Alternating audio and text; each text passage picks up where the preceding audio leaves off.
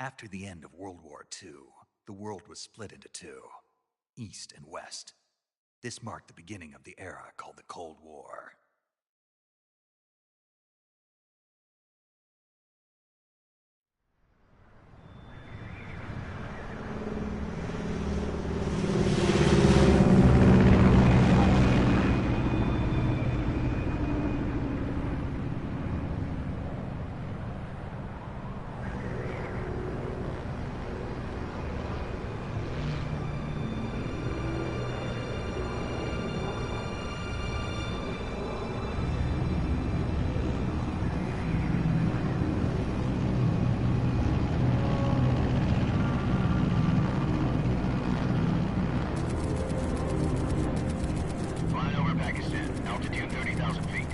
Approaching Soviet airspace.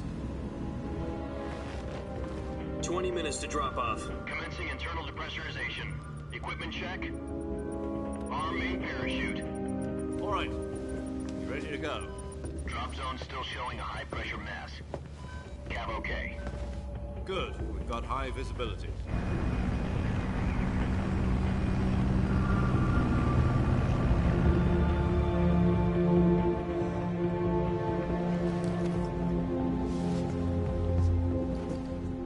Cigar. Connecting oxygen hose to interior connector. Put on your mask.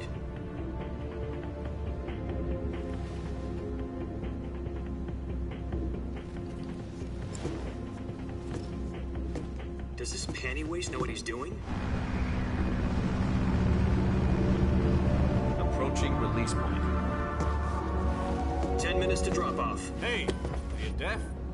He said put out the cigar and put on your mask.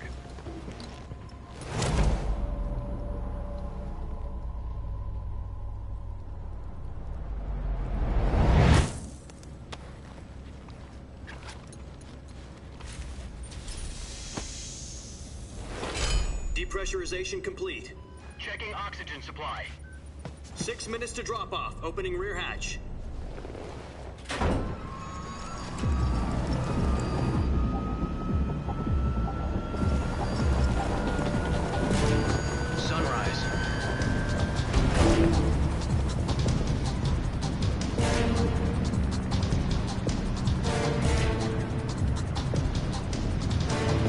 Temperature minus 46 degrees Celsius. 2 minutes to drop off. Stand up. You'll be falling at 130 miles per hour.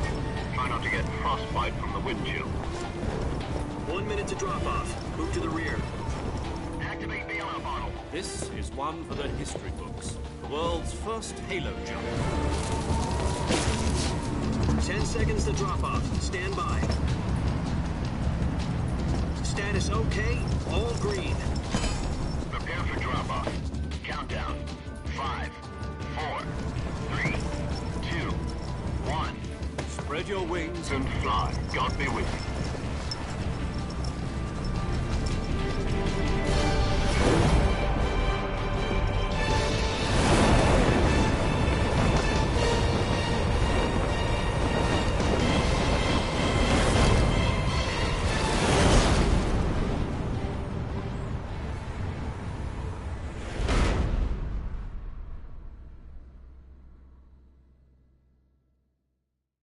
Jack, I've got some important news. The head of the CIA has finally given us the green light for the Virtuous mission. Virtual mission? No, the Virtuous mission. The future of our Fox unit depends on it. If it succeeds, we'll be officially organized into a unit. Virtuous mission? Sounds like some kind of initiation ritual. You know, don't get cocky. This isn't a training op. Right. So what exactly is this wonderful mission? Well, about 2 years ago, a certain Soviet scientist requested asylum in the West through one of our moles. His name is Nikolai Stepanovich Sokolov.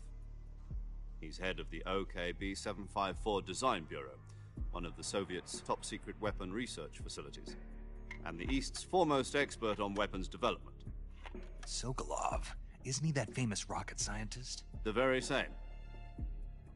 On April the 12th, 1961, the Soviets achieved the first manned spaceflight in history. The Earth was blue, but there was no God. Well spoken. The rocket that carried Yuri Gagarin to orbit was the A-1, known as the Vostok rocket. Sokolov is said to be the man most responsible for the multi-engine cluster used in that rocket.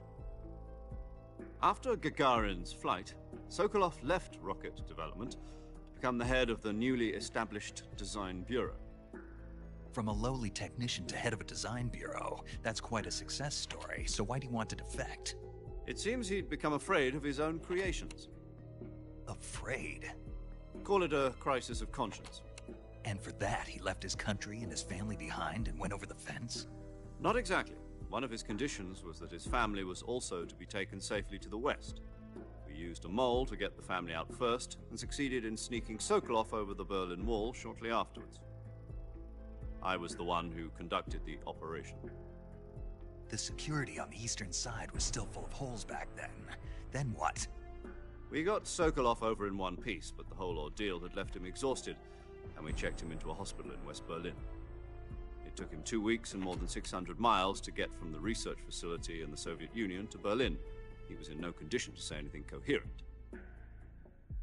And it was only a week later that we had something much bigger on our hands. The Cuban Missile Crisis. October the 16th, 1962, President Kennedy received word that the Soviets were in the process of deploying intermediate-range ballistic missiles in Cuba. The President demanded that the Soviets dismantle and remove the missiles.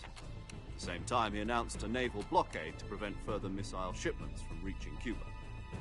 But the Soviets didn't back down, instead placing their armed forces on secondary alert.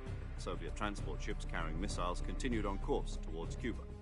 US and Soviet forces went on alert for an all-out nuclear war. Frantic negotiations were conducted through the UN's Emergency Security Council and unofficial channels to end the hair-trigger standoff. Finally, on October the 28th, the Soviet Union agreed to remove its missiles from Cuba, and so the world avoided a nuclear holocaust. But in order to get the Soviets to pull their missiles out, we had to make a deal. You mean the one where the US agreed to remove its IRBMs from Turkey? No. The Jupiter IRBMs deployed in Turkey were obsolete, and we were going to get rid of them anyway. They had no strategic value whatsoever to either the US or the Russians. The Turkey deal was a ruse, a cover story that was fed to the other intelligence agencies around the world. So what did the Russians really want? Sokolov. They wanted us to return Sokolov. You mean the Soviets pulled out of Cuba just to get their hands on Sokolov? That's right. What the hell was he working on? At the time, we had no idea. We were running out of time. It was either give up Sokolov or risk full-scale nuclear war. In the end, we had no choice. President Kennedy gave in to Khrushchev's demand.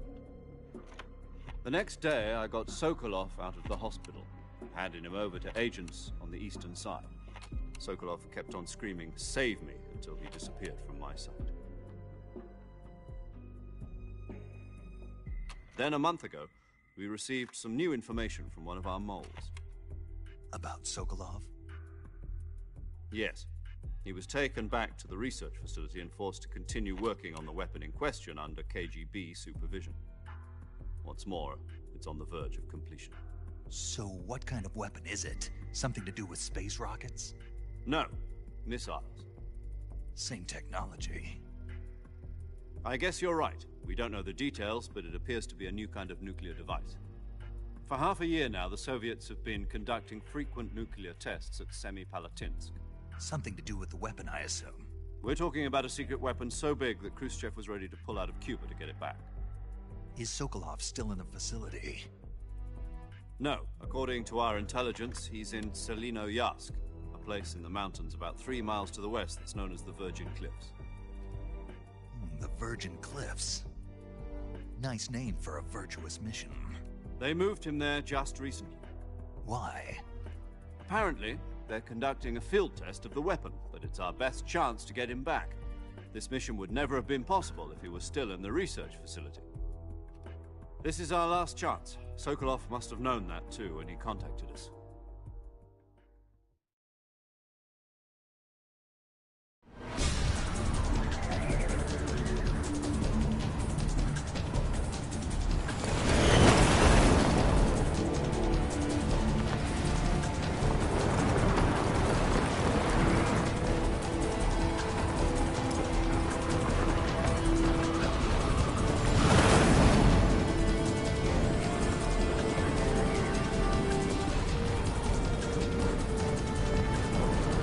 Listen up, Jack. Your mission is to infiltrate Selino Yask in the Soviet mountains, ensure the safety of Sokolov, and bring him back to the West.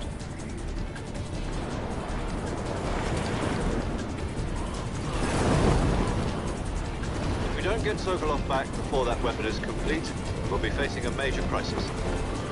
The clock is ticking.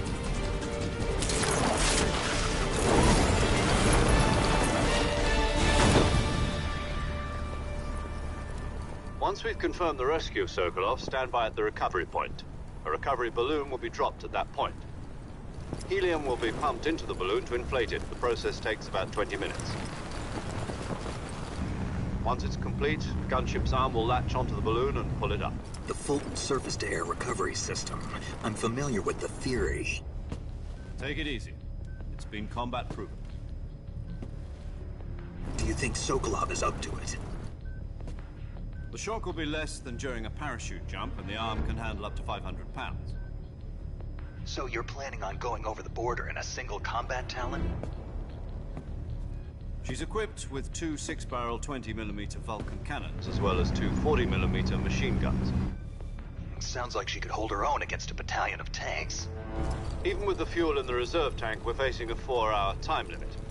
If all goes well, it shouldn't take more than a few hours. Home in time for dinner. But if anything goes wrong, you'll be eating dinner, breakfast, and all the rest of your meals in the jungle.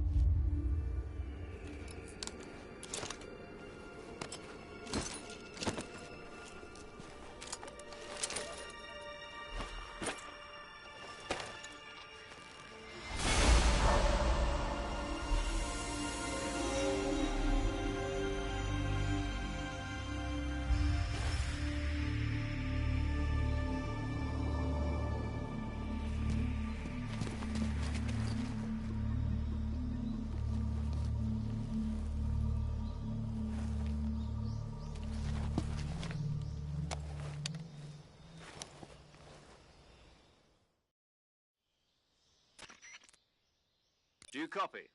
You're already in enemy territory, and somebody might be listening in. From here on out, we'll be using code names to refer to each other. Your code name for this mission will be Naked Snake. I'll be referring to you as Snake from now on. You're not to mention your real name. Snake? Well, you don't like snakes? What do you mean? Well, you've eaten one before, haven't you? In survival training. I'm glad to hear that. I don't know if I'd ever order one in a restaurant, but... Be careful, you might not have a choice. What about you, Major? What should I call you? Let's see. I'll be Tom. Call me Major Tom. This will be a sneaking mission. You must not be seen by the enemy. You must leave no trace of your presence. Is that clear? This kind of infiltration is the Fox unit's speciality. In other words, weapons and equipment are procured on site. That goes for food as well. You're completely naked, just as your name implies. Great. Now I see why you asked me if I like snakes. I suppose calling me Snake was your idea of a joke, too. No. There's a good reason for that. I'll tell you later when the time is right. Gotcha. Getting back to the subject, how exactly am I supposed to feed myself? You've been issued a knife and a tranquilizer gun. Use them to hunt for food. You'll also find some medical supplies in your backpack. Yeah, about the backpack. I lost it in a tree on the way down. I see. Well, you'd better go back and get it then. You know where it is? No problem. I can see it from here. It's stuck on a branch. To climb a tree, stand in front of a tree that's covered in ivy and press the action button. I'll be monitoring your progress over the radio. We can't risk violating Soviet airspace, but I'll be in the gunship. My frequency is 140.85. I'll give you a call if I need to talk to you. If you need to talk to me, use the send function. Okay, Snake, go get your backpack.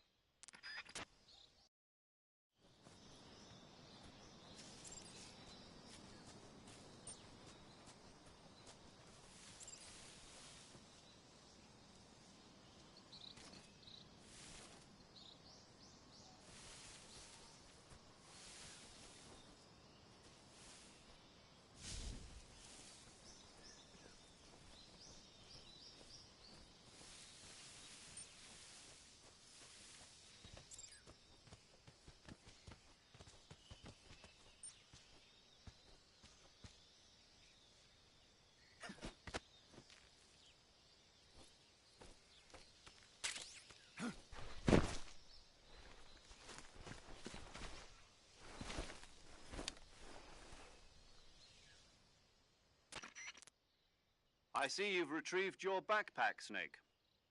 To equip a weapon, it's necessary to take it out of your backpack. In the survival viewer, choose Weapon from the backpack. Your available weapons will be displayed in a list on the screen.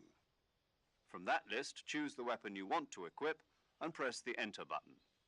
For other equipped items, just do the same thing from Item. Got it. Use the survival viewer backpack. Yep, that's right. Survival is fundamental to this mission. After you've been out in the field for a while, your stamina will start to drop. If your stamina gets too low, it'll affect your performance. You won't be able to shoot accurately, for example, and your wounds won't heal as smoothly. Keep an eye on your stamina so you don't run out. To recover lost stamina, you can hunt for local flora and fauna. You can use either your tranquilizer gun or your knife to hunt. My only weapon is a Mark 22 Hush Puppy tranquilizer gun? That's right. It's been fitted with its own suppressor. However, the suppressor will deteriorate every time you fire. Once its durability reaches 0, the noise suppression effect will be gone. So don't get too trigger happy with it. The suppressor's durability is shown in the icon. Any weapons and equipment beyond what you're carrying now, you'll have to find as you go. I have to find my own weapons and equipment? Whose crazy idea was this anyway? Solo covert actions are standard Fox operating procedure. You can't leave any traces of your presence. No weapons, equipment, footprints, sweat, or bodily wastes. The same goes for bullets and cartridges, too. Your presence in enemy territory is already a violation of international conventions of warfare. There aren't supposed to be any American soldiers in Russia. It could spark an international incident. You can't let anyone see you. You can't let the enemy know you're there.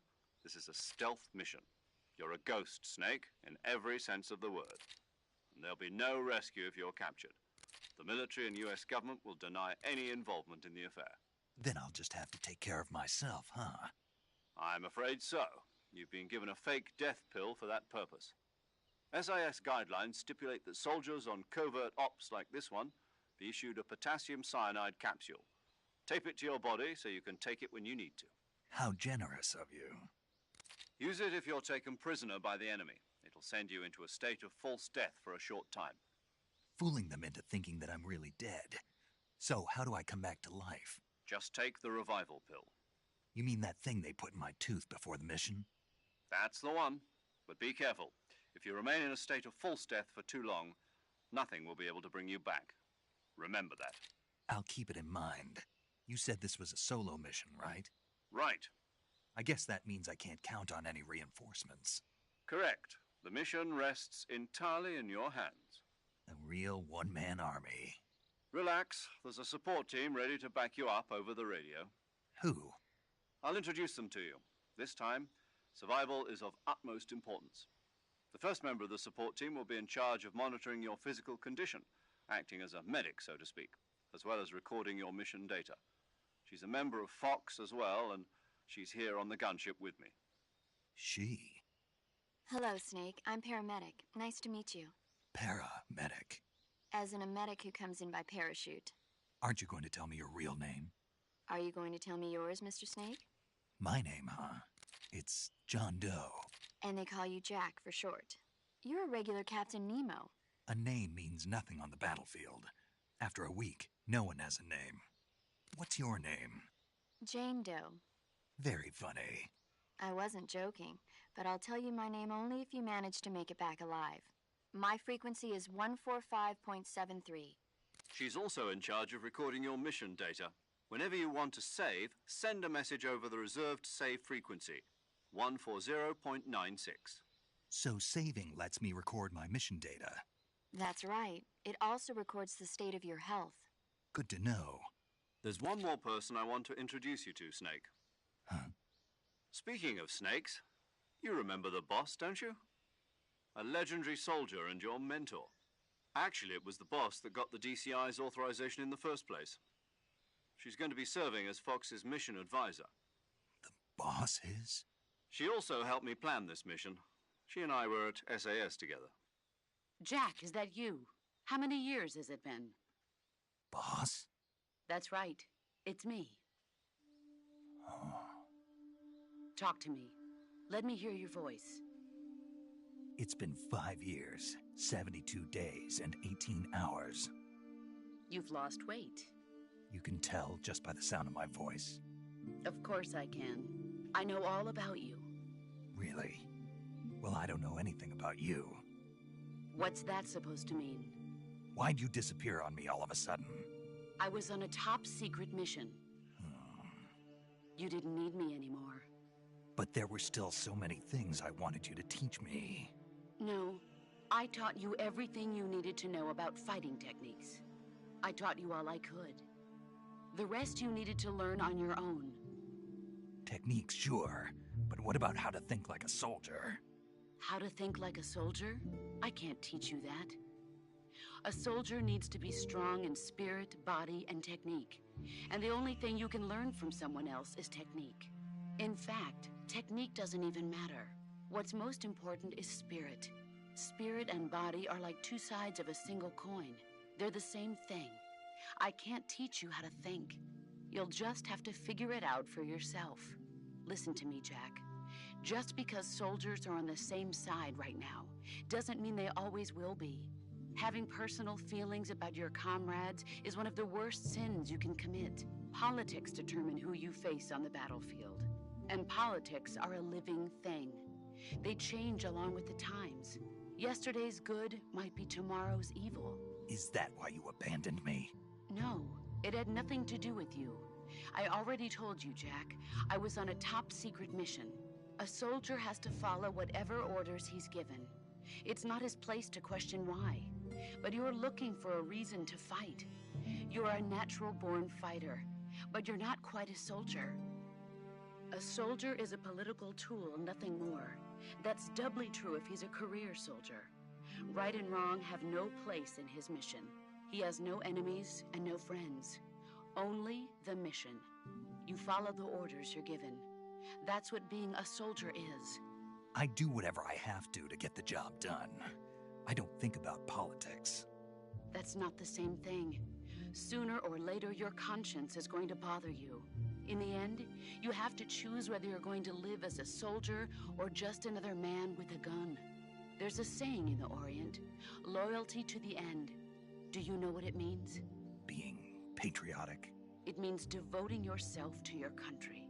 I follow the president and the top brass. I'm ready to die for them if necessary. The president and the top brass won't be there forever. Once their terms are up, others will take their place. I follow the will of the leader, no matter who's in charge. People aren't the ones who dictate the missions. Then who does? The times. People's values change over time, and so do the leaders of a country. So there's no such thing as an enemy in absolute terms. The enemies we fight are only enemies in relative terms, constantly changing with the times. As long as we have loyalty to the end, there's no point in believing in anything, even in those we love. And that's the way a soldier's supposed to think? The only thing we can believe in with absolute certainty is the mission, Jack. All right, but do me a favor. What is it? Call me Snake. Snake. Oh, right. Your codename is Snake. It suits you well. That's right. The legendary unit that the boss put together during World War II was a snake. The Cobra unit, a group of heroes that brought the war to an end and saved the world. As long as you've got a legendary hero backing you up, you'll be fine. Isn't that right, Snake? Yeah, I can't think of anyone else I'd rather have with me. Oh, and one more thing, boss. Yes? It's good to hear your voice again. Same here. After all, who knows if either of us will make it out alive? Snake, you are always best at urban warfare and infiltrating buildings. But this is the jungle. Survival is going to be key. Those CQC techniques I taught you are sure to come in handy. CQC? Close quarters combat, huh? I've been in the Green Berets for the past few years. I'm probably pretty rusty. Not to worry. I'll be here to help you remember. After all, this is your first actual survival mission. I'll be supporting you over the radio. Where are you, boss? Next to the Major? The boss is communicating with us by radio from aboard a Permit-class submarine in the Arctic Ocean. My frequency is 141.80. Call me if you need my advice on battle techniques. Gotcha. Your mission is to retrieve Dr. Sokolov.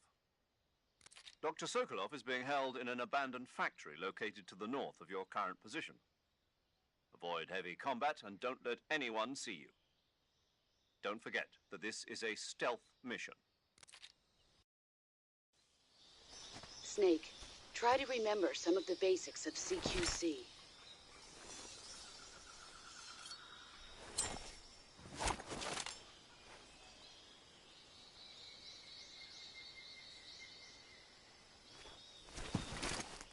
Commencing virtuous mission now.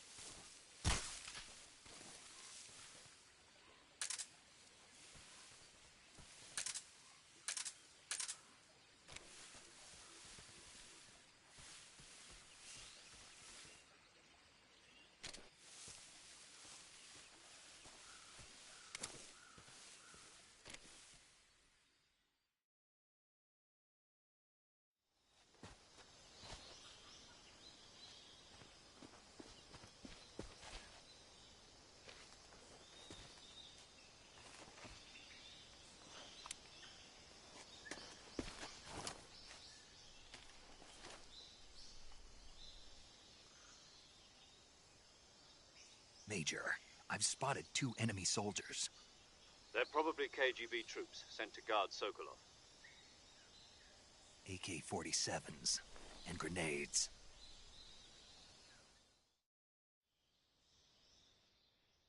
Snake, your presence in Soviet territory is already a violation of international law.